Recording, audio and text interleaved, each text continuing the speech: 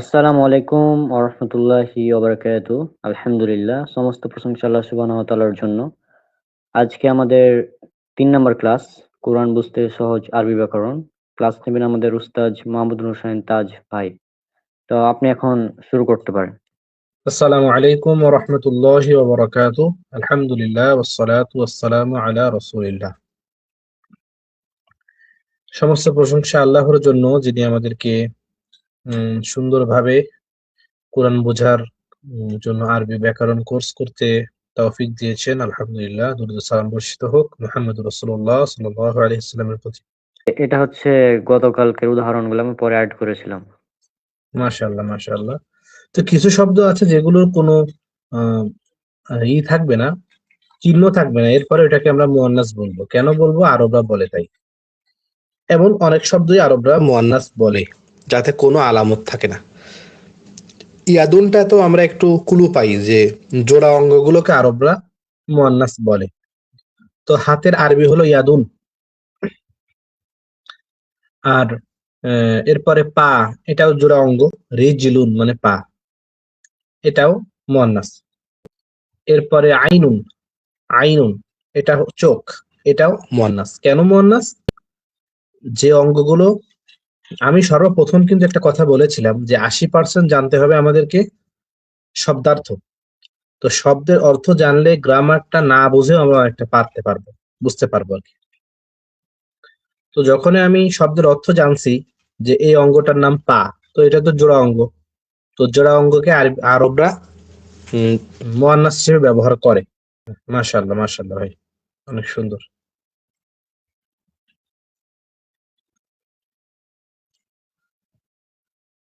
তো আজকে আমরা হ্যাঁ। মারেফা এবং নাকিরা কি কি?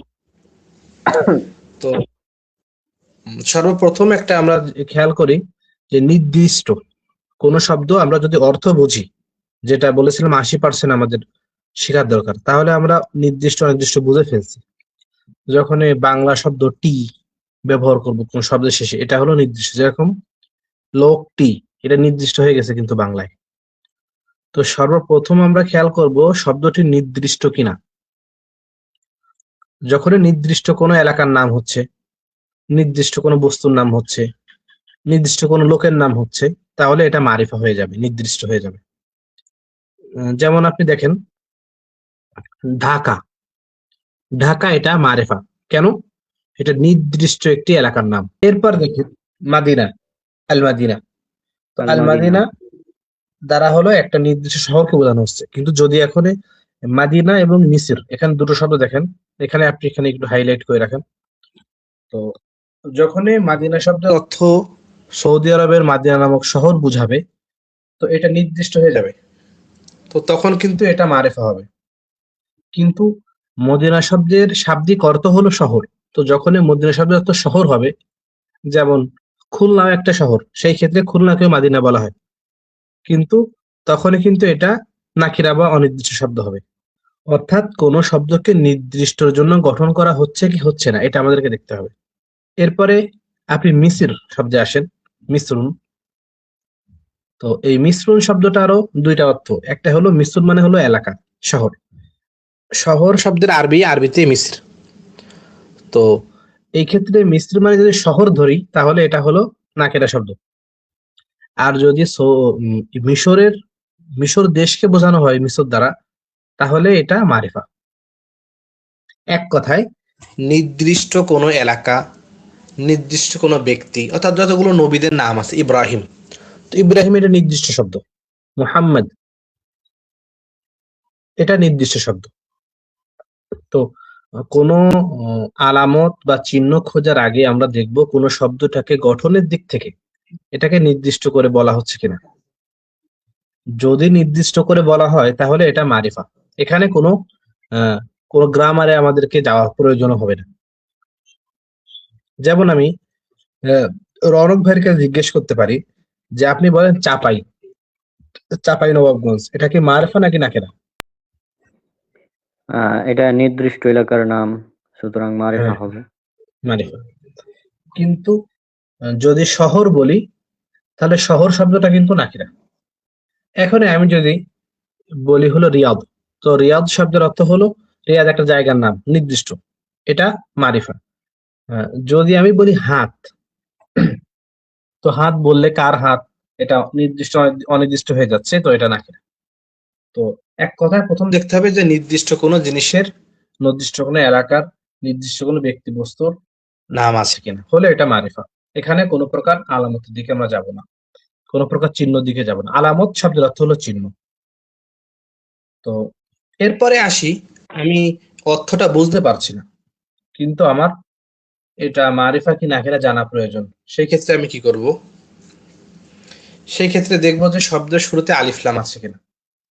যদি শব্দের শেষে আলিফ লাম থাকে, আলিফ লামটা দি অর্থে ব্যবহৃত হয়। ইংলিশে আমরা দি ব্যবহার করি, THD। দি, টিএসি, দি বা দা। তো এইটার জন্য হলো আলিফ লাম। তো যেমন দি আসার কারণে বা দা আসার কারণে নির্দিষ্ট বোঝায়। কোরআন মানে একটি কোরআন, তো দি কোরআন যখন বলছি, তখন নির্দিষ্ট একটা বইকে বোঝানো হচ্ছে। তো আল দ্বারাও নির্দিষ্ট হয়ে যাবে অনির্দিষ্ট। যেরকম যদি আলিফ লাম দিয়ে পড়ি, আল কিতাবু মানে বইটি, তো এটা নির্দিষ্ট হয়ে গেছে, মারিফা হয়ে গেছে। যদি আমি কিতাবুন বলি, তাহলে এটা কিন্তু অনির্দিষ্ট বা নাকিরা হচ্ছে। তো যখন কোনো অনির্দিষ্ট, যতগুলো আমি কথা বললাম এগুলো সব মারিফা। এটা বাদে পৃথিবীর ভিতরে যতগুলো এসএম হবে সবগুলো নাকিরা হবে। যেমন আহ, যা অনির্দিষ্ট বা সাধারণ কোনোকে বোঝায় তাকে, এবং মারিফা ছাড়া বাকি সকল এসএম নাকিরা বলে গণ্য হবে। অর্থাৎ মারিফা না, নির্দিষ্ট কোনো এলাকা না, সেটা হলো নাকিরা হবে। যেমন দেখেন কিতাবুন মানে একটি বই, তো একটি বই তো কোন বই আমি বুঝতে পারছি না, কিন্তু কিন্তু যখন আমি আল কিতাবও বলছি, শুধুমাত্র আলিফ লাম হওয়া এবং না হওয়ার দিক থেকে মারিফা এবং নাকিরা নির্ধারণ করা হচ্ছে। তো কলাবুন মানে একটি কলম, তো এটা কিন্তু নির্দিষ্ট বোঝাচ্ছে না, অনির্দিষ্ট। কোন কলম আমি বুঝতে পারছি না, একটি কলম মানে কোনটা বোঝাচ্ছি। হ্যাঁ, এখান থেকে সরার দরকার নেই। আল কলামু মানে কলমটি, তো আল আসার কারণে এই কলমটা এখন নির্দিষ্ট হয়ে গেল। এরপরে দেখেন রজুলুন। রজুলুন শব্দের অর্থ হলো একজন লোক। তো একজন লোক এটা অনির্দিষ্ট শব্দ, কারণ এটা আলিফ লামও শুরুতে হয়নি এবং নির্দিষ্ট কারণ নাম না। যদি আর রজুলু বলি আলিফ লাম দিয়ে শুরুতে, তাহলে এটা মারিফা বা নির্দিষ্ট হয়ে গেল। এখন আমরা মারিফা নাকিরা সম্পর্কে সাধারণ প্রাথমিক জ্ঞান আমরা অর্জন করতে পেরেছি। এই বিষয়ে আমি ভাইকে বলবো যে আরেকবার আপনি সুন্দর করে গুছিয়ে বললে মনে হয় দর্শক ভাই বোনদের বুঝতে সহজ হতো। হ্যাঁ, মারেফা হচ্ছে যে যদি কোনো নির্দিষ্ট কোনো ব্যক্তি বা নির্দিষ্ট কোনো বস্তুকে বোঝায়, অথবা নির্দিষ্ট কোনো এলাকার নাম যদি বোঝানো হয়, সেক্ষেত্রে সেটা হবে মারেফা। যেমন যদি আমরা মাদিনা ধরি, আল মাদিনা, তাহলে সেটাও মারেফা হবে। কিন্তু যদি, কারণ এটা হচ্ছে নির্দিষ্ট একটি শহরের নাম। হ্যাঁ, একইভাবে মক্কা বা মাক্কা, সেটা হবে নির্দিষ্ট একটি শহরের নাম, কারণ এগুলো নির্দিষ্ট বোঝানো হচ্ছে। আবার যদি শব্দের শেষে, না সরি, শব্দের শুরুতে আলিফ লাম যুক্ত হয়, তাহলে সেটিও নির্দিষ্ট বা মারেফা হবে। যেমন আল কিতাব যদি বলা হয়, তাহলে সেটা হবে এই কিতাবটি, অর্থাৎ নির্দিষ্ট কিতাব। দা বুক, ইংলিশে দা বুক, এই নির্দিষ্ট বইটি আল কিতাব। হ্যাঁ, একইভাবে আল হামদ মানে আল হামদ, এটা মানে নির্দিষ্ট প্রশংসা বোঝানো হচ্ছে আল্লাহর জন্য কোনো নাকি। শব্দকে মূলে পেশ করতে হয়, ঠিক আছে? আলহামদু, আল কিতাবু, এভাবে কোনো কিছুতে আলহামদু জের হবে না। জি। হ্যাঁ, হ্যাঁ। আচ্ছা, এক্ষেত্রেও এগুলো নির্দিষ্ট বোঝানো হচ্ছে। আমি এখানে নির্দিষ্ট এক বচন, দ্বিবচন এবং বহু বচনের কিছু উদাহরণ নিয়ে এসেছিলাম। জি। যেমন আল কিতাব, মানে বইটি, হ্যাঁ বইটি, আর বই দুটি, আল কিতাবানি। আল কিতাবানি। জি। হ্যাঁ, আর আল আল কুতুবু কুতুবুন, বইগুলো। বইগুলো। এভাবে নির্দিষ্ট উদাহরণগুলো এখানে উল্লেখ করা আছে। আপনারা আশা করছি স্ক্রিনে দেখতে পাচ্ছেন। আর নির্দিষ্ট ছাড়া অন্য যা কিছু আছে সবকিছুই হবে নাকেরা বা অনির্দিষ্ট, অর্থাৎ মারিফা ছাড়া সকল ইসম নাকেরা বলে গণ্য হবে। যেমন কিতাবুন, কিতাব একটি বই, কোন বই অনির্দিষ্ট না, যে কোনো একটি বই হতে পারে। কলামুন হুম। একটি কলম, যে কোনো একটি কলম হতে পারে। রজুলুন মানে একজন লোক, যে কোনো হতে পারে, নির্দিষ্ট এখানে না।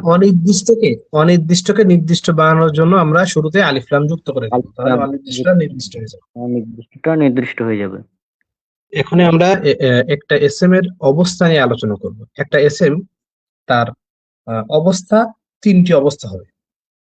কোন এসএম এর তিনটি হালাত বা অবস্থা হবে। অবস্থা শব্দের আরবি হলো হালাত।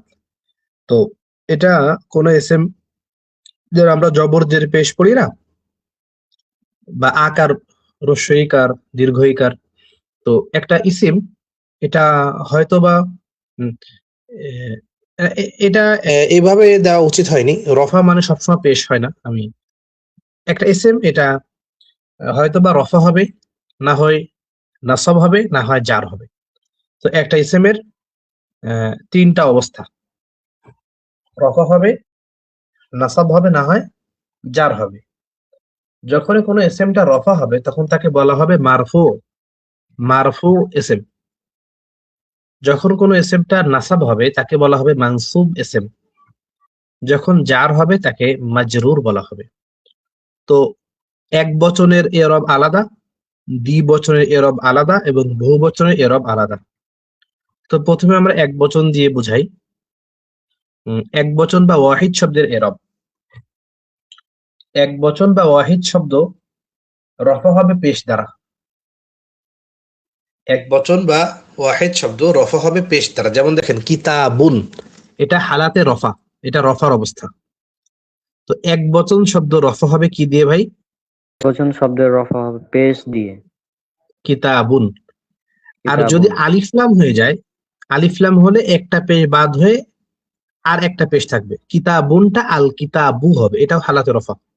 আলিফলাম থাকলে দুই পেশ, দুই জবর দুই জের হয় না। আচ্ছা। এরপর এক বচন শব্দ, এগুলো নাসাব হবে হলো জবর দ্বারা। যেমন কিতাবান, এটা হালাতে নসব, আলিফলাম হলে আল কিতাবা। এরপরে এক বচন শব্দ জার হবে জের দ্বারা। যেমন কিতাবিন, এটা হলো নাকেরার ক্ষেত্রে, আর মারিফা হলে আল কিতাবি। জি, আল কিতাবি। জি। তো ওয়াহেদ শব্দের এরবটা একটু সহজ, এটা রফা হবে পেশ দিয়ে। এই জন্য আমাদের ওয়াহেদ শব্দের এরব অনুযায়ী সাধারণ যারা অল্প আরবি বোঝে, আমাদের ইংলিশে একটা কথা আছে না, a little learning is a dangerous thing. তো যারা অল্প আরবি বোঝে তারা সাধারণ মানুষকে বোঝায় হলো রফা মানে হলো পেশ, কিন্তু এটা 80% ভুল, 20% সঠিক।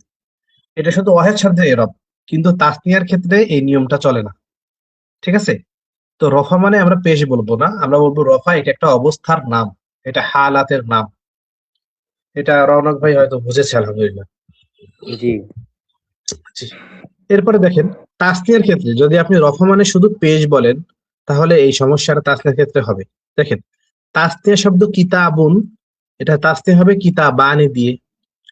তো তাসনিয়া শব্দ রফা হয় হলো আনি দিয়ে, কিতাবানি, এটা হালাতে রফা। যে কিতাবানি আমরা বানিয়েছিলাম কালকে তাসনিয়া, তো তাসনিয়াটা হালাতে রফা হবে আনি দিয়ে। যেমন জালালুন মানে একজন জালাল, তো দুইজন জালালের আরবি কি হবে? জালা লানি, জালালি। লানি। শামসুন একটি সূর্য, দুইটি সূর্য কি হবে? শামসানি। জি, সামসানি। এখন তাসনিয়া শব্দের নসব এবং জার একই স্টাইলে হবে, আইনি দিয়ে। তো আই। তাসনিয়া বা দ্বিবচন, এটা আইনি দিয়ে তাসনিয়া হবে। অর্থ কিন্তু একই থাকবে, কিন্তু এক সময় থাকবে হালাতে রফা, আর অন্য সময় হবে হালাতে নাসব বা জার। দেখেন কিতাবাইনি, এর অর্থ দুইটি বই, কিন্তু এটা হালাতে নসব বা জারের অবস্থা। জি, কিতাবাইনি, এটাও দুইটি বই। আবার কিতাবানি, এটাও দুইটি বই, কিন্তু পার্থক্য কি? একটা হালাতে রফা হালাতে আর রফা একটা আর একটা হালাতে নসব হালাতে বা নসব জার। বা জার। এখন এই বিষয় দেখেন, কোন শব্দ থামলে আমরা সাকিন করে পড়তে হবে। যেমন কিতাবানি, অক্ফ করলে হবে কিতাবান, নুনটায় সুকুন করতে হবে, সুকুন দিতে হবে। আবার কিতাবাইনি, এটা অক্ফ করলে কি হবে? কিতাবাইন। জি, কিতাবাইন। জি, কিতাবাইন, এই নুনে আর সাকিনটা, জেডটা থাকবে না, জেডটা সাকিন হয়ে যাবে। তো দেখেন, জি আমরা জালাল শব্দটা নিয়ে একটু পড়ি। জালাল শব্দটা খুবই, আপনি দেখেন তো, লিখে দিতে পারেন কিনা জালাল। দেখেন, জালালুন শব্দটি আমি হোয়াটসঅ্যাপে লিখে দিচ্ছি। জালালুন শব্দটা হলো একজন জালাল। তো দুইজন জালালের ক্ষেত্রে সদস্যে আনে দিব, তাহলে জালালানি হয়ে গেল, হালাতে রফা। তো এই জালাল শব্দকে যদি হালাতে নসব এবং জারকে দেই, তাহলে কি হয়ে যাবে? এটা জালালাইনি। অক্ফ করলে হয়ে যাবে জালালাইন। আপনি একটা বইয়ের নাম শুনেছেন হয়তো, আমার দর্শক শ্রোতা ভাই বোনেরা হয়তো শুনেছে, জালালাইন। জি জি জি জি, তাফসিরে জালালাইন, জালালাইন। হ্যাঁ হ্যাঁ হ্যাঁ হ্যাঁ। তো দেখেন, তাফসির মানে তো তাফসির, আমরা বুঝেছি, কোরআনের ব্যাখ্যাকে তো তাফসির বলা হয়। জি। তো এই তাফসিরটি দুইজনে মিলে লিখেছে। একজনের নাম জালালউদ্দিন সুয়ুতি, একজনের নাম জালালউদ্দিন মাহাল্লি।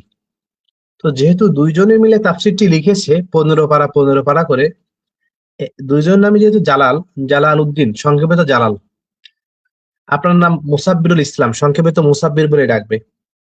তো জালাল উদ্দিন সুয়ুতি, জালাল উদ্দিন মাহাল্লি, সংক্ষেপে জালাল। তো তাফসির লিখেছে দুইজন জালালে, এই জন্য তাফসিরুল জালালাইনি, অক্ফ করলে তাফসিরুল জালালাইন, অর্থাৎ দুইজন জালালের লেখা তাফসির। এরপরে আরেকটা শব্দ আমরা কোরআনের ভিতরে বহুল ব্যবহৃত পাই, কি? ওয়ালিদুন মানে হলো পিতা, আবার ওয়ালিদাতুন মানে হলো মাতা। ওয়ালিদুন মানে পিতা, আর ওয়ালিদাতুন মানে মাতা। একসঙ্গে বলা হবে ওয়ালিদানি। ওয়ালিদানি মানে হলো পিতা মাতা। পিতামাতা। ওয়ালিদানি এটা হালাত রফা, এবং ওয়ালিদানি এর হালাতে নসব এবং জার হবে ওয়ালিদাইনি দিয়ে। জি এরপরে দেখেন, রসুলুন। রসুলুন মানে একজন রসুল। তো এই আগে ওয়াহেদ শব্দর আমরা এর রব দেখি। রসুলুন এর রফা হবে হলো রসুলুন, এটা হবে হালাতে রফা।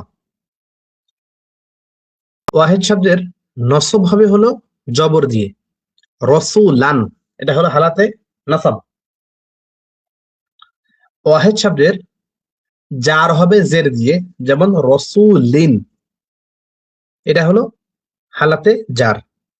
তো আপনি রাউনাকুন, আপনার নাম রাউনাক, রাউনাক মানে আলো, লাইট। তো রাউনাক শব্দকে আপনি, এটা একটা ওয়াহেদ শব্দ না? জি, তো ওয়াহিদ আপনি, শব্দ এটা। তো রাউনাক শব্দকে 3 হালাতে পড়েন তো, ওয়াহেদ শব্দে রফা হবে পেজ দিয়ে, তাহলে রাউনাকুন, এটা হালাতে রফা। হ্যাঁ, রওনা কুন, তাহলে নসব হবে রওনা কিন। রওনাকন জবর দিয়ে, হ্যাঁ, নসব হবে জবর দিয়ে। রওনা কন, আর জি, জের দিয়ে রওনা কিন।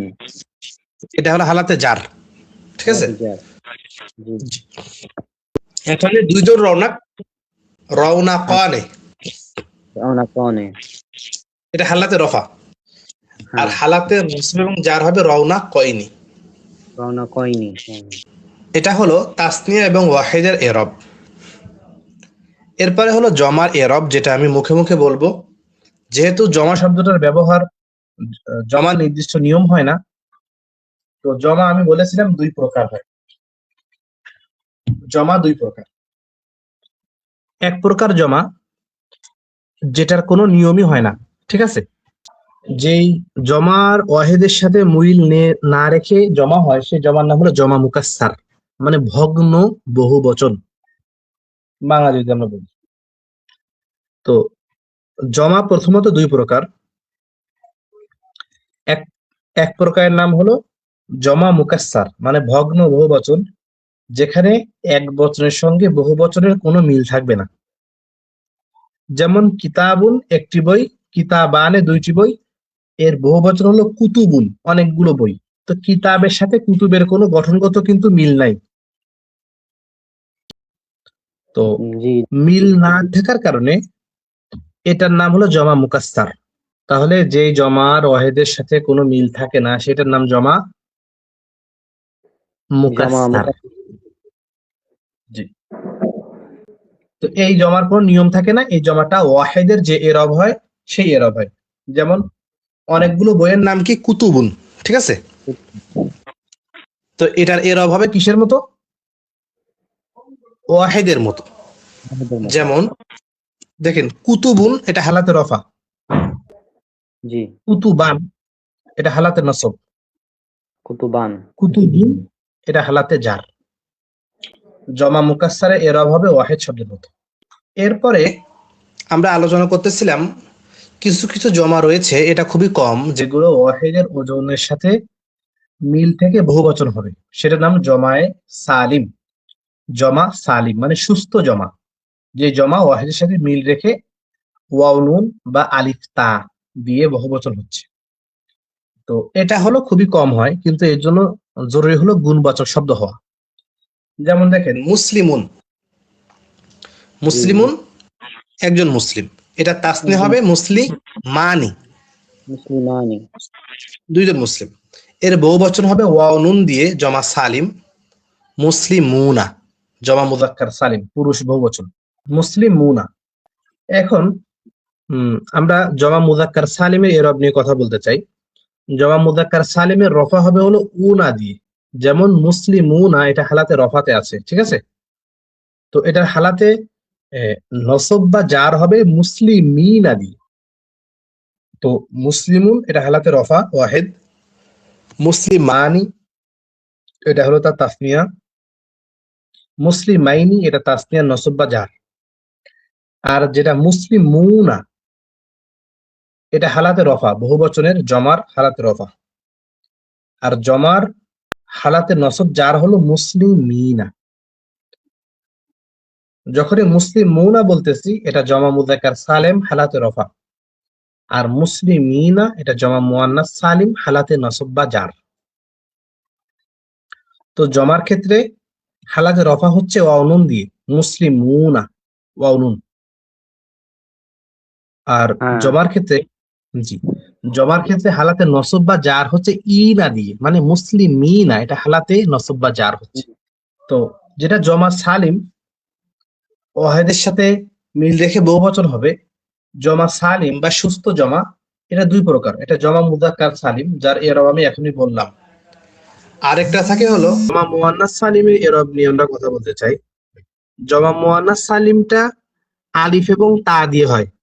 যেমন মুসলিমাতুন মানে একজন মুসলমান, আর মুসলিমাতুন মানে হলো অনেকগুলো মুসলিম নারী। অনেকগুলো মুসলিম নারী। হ্যাঁ জমা মুয়ান্নাস সালিম যেটা অর্থাৎ স্ত্রীবাচক বহুবচন যেটা, সেই ক্ষেত্রে আলিফ এবং তা দিয়ে হয় বহুবচনটা।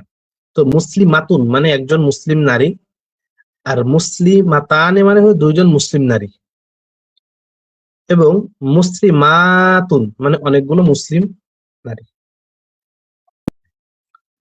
এরপর দেখেন মুশরিকাতুন, গোলতা দিলে ওয়াহিদ মুয়ান্নাস হয়ে যাচ্ছে, একজন স্ত্রীবাচক বহুবচন হচ্ছে। তো মুসলিমাতুন মানে মুশরিকাতুন বলি, মুশরিকাতুন মানে একজন মুশরিক মহিলা, আর মুশরিকাতানি মানে দুইজন দুইজন মুশরিক মহিলা। মহিলা। হ্যাঁ মুশরিক মহিলা। আর মুশরিকাতুন এটা হলো অনেকগুলো মুশরিক মহিলা, মুশরিক নারী। তো যেটা মুশরিকাতুন বললাম এটা জমা মুয়ান্নাস সালিম মানে স্ত্রীবাচক বহুবচন, হ্যাঁ, এবং এটা ওয়াহিদের সাথে মিল রেখে বহুবচন হচ্ছে বলে জমা সালিম বলছে, জমা মুয়ান্নাস সালিম। তো এগুলোর এরব নিয়ে কথা বলবো।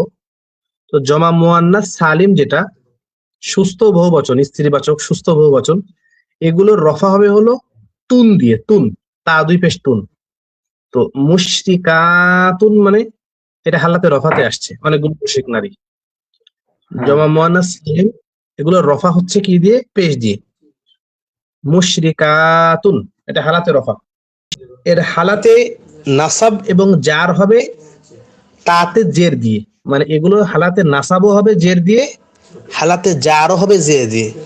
যেমন মুসলিমাতিন, এটা হালাতে নসব এবং হালাতে জার। মুশরিকাতিন, এটা হালাতে নসব হালাতে জার। এরপরে সালিহাতিন, এটা হালাতে নসব জার। মনে হয় ভাই আমরা জমা সম্পর্কে কিছু আলোচনা করতে পেরেছি। জি। আজকের ক্লাস এই পর্যন্তই। এটাই বোঝা আমাদের অনেকেরই কষ্ট হয়ে যাবে। এগুলো কিন্তু অনেক শর্ট করে ছাড়তে হবে আমাদের বোঝানোর জন্য। তো ওয়াহেদ এবং তাসনিয়ার এরবটা আপনি বুঝিয়ে দেন, জমাটা যতটুকু পারেন। ওয়াহেদ তাসনিয়াতে দেওয়া আছে। তো এক বচনের ক্ষেত্রে নসব হবে, রফা হবে আগে পেজ দিয়ে। তো যদি এক বচনের ক্ষেত্রে মানে ধরি, প্রতি এসএম এর তিনটা অবস্থা থাকবেই, হ্যাঁ, রফা নসব জার। রফা নসব জার এক বচনে, সেটা ওয়াহিদ হবে পেজ দিয়ে প্রথমকার। যেমন যেমন কিতাবুন, জি পেশ। হুম। তারপর নসব হবে জবর দিয়ে, অর্থাৎ কিতাব, কিতাবান। জি তারপর জার হবে, জার যেটা সেটা হবে জের দিয়ে, অর্থাৎ কিতাবিন। হুম। আর দ্বিবচন বা তাসনিয়া এর ইরাব অর্থাৎ হবে দ্বিবচনের ক্ষেত্রে রফা হবে আনি, অর্থাৎ আলিফ আর নুন জের নি, আনি দ্বারা। যেমন কিতাবানি। আর নসব এবং জার হবে কিতাবাইনি। অক্ষ করলে সাকিন হবে, কিতাবাইন, কিতাবান। হ্যাঁ, কিতাবাইন, কিতাবান। আর নসব এবং জার হবে আইনি দিয়ে, ইয়া নুন, নুন জের নি, আইনি। জি কিতাবাইনি উদাহরণ। যেমন আর প্রসিদ্ধ একটা বইয়ের নাম জালালানি, জালালাইনি, অক্ষ হ্যাঁ, করলে যারা, জালালাই। জি। বহুবচনের ক্ষেত্রে আমরা যদি একটি শব্দ দেখি, আহ রফা, যেমন মুসলিম একটি শব্দ, এর রফা হবে ওয়াও নুন দিয়ে। জি ওয়াও নুন অর্থাৎ মুসলিমুন। মুসলিমুনা, অর্থাৎ জবর কি, হ্যাঁ, হ্যাঁ মুসলিমুনা। থেমে তারপর গেলে পরে মুসলিমুন হয়ে যাবে। নসব এবং জার হবে ইনা দিয়ে, অর্থাৎ ইয়া এবং নুন জবর, মানে ইনা, নসব এবং হ্যাঁ, জার। মুসলিমিনা, মুসলিমিনা, ইনা, এটা হালাতে নসব মুসলিমিনা, জার। নসব জার। তো এই যে জমাটা ওয়াও নুন দিয়ে হবে, এটা নাম জমা মুজাক্কার সালিম। ঠিক আছে, ওয়াও নুন বা ইয়া নুন দিয়ে যেটা হবে জমা মুজাক্কার সালিম।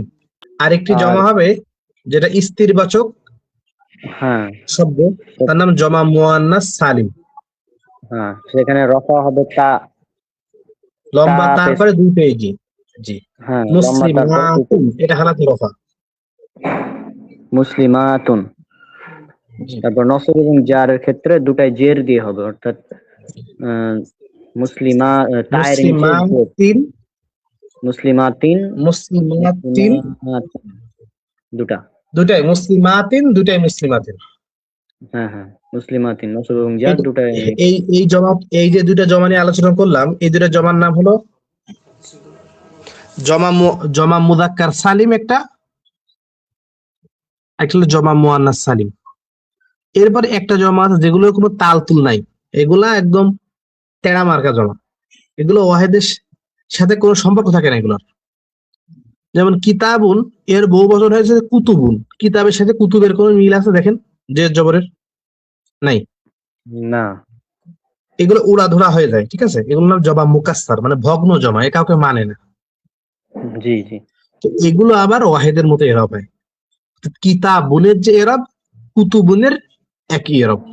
অর্থাৎ রফা হবে পেশ দিয়ে, নসব হবে জবর দিয়ে, জার হবে জের দিয়ে। জি, এরপর যতটুকু সাহায্যের প্রয়োজন আপনি একটু আমার কাছ থেকে নিয়ে এটা সুন্দর করে যেন আমাদের ভাই বোনেরা বুঝতে পারে সুন্দর করে। জি, ইনশাল্লাহ আমি এডিট করার সময় হয়তো বলবো আপনাকে কোনটা প্রয়োজন হলে। আর না ইনশাআল্লাহ হলে ইনশাআল্লাহ। সমস্যা নেই। আর গতকালের এডিটটা দেখেছিলেন কি, মানে গতকালের ক্লাসটা? হ্যাঁ হ্যাঁ, খুব ফাটাফাটি হয়েছিল। আচ্ছা, তো ওরকম করেই চেষ্টা করবো বাকিগুলো দেওয়ার ইনশাল্লাহ। ইনশাআল্লাহ ইনশাআল্লাহ। আচ্ছা, তো আজকে আমাদের ক্লাস আমরা এখানেই শেষ করছি। আমাদের এখানে কেউ যুক্ত হননি আপাতত। তো সমস্যা নেই, ইনশাল্লাহ আমরা এই ক্লাস চলমান রাখবো এই রমাদান মাসে। আর এই ক্লাস কিছুক্ষণ পর আমরা এডিট করে আবার আপলোড করে দেবো, হয়তো আজকে রাত বা আগামীকাল হতে পারে, সেটা দেখা যাবে পরবর্তীতে ইনশাল্লাহ। তো আজকে আমরা বিদায় নিচ্ছি। আসসালামু আলাইকুম ওয়া রাহমাতুল্লাহি ওয়া বারাকাতুহু।